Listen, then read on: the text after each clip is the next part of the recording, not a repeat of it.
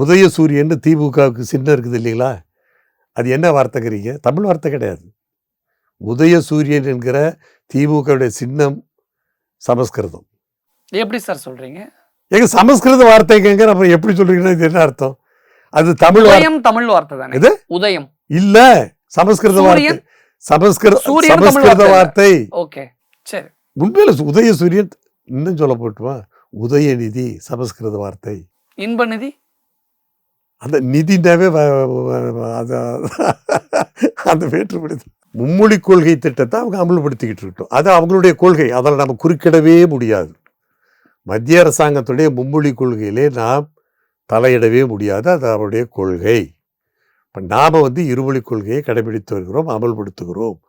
எனவே என்ன செய்யணும், இதை மோதல் போக்கு கூடாது, பேரலாக போகணும். இந்த ரயில்வே தண்டவாளம் போகுதுங்களா, அது மாதிரி பேரலாக போகணும், ஒன்றோடு ஒன்று மோதிக்கொள்ளக்கூடாது.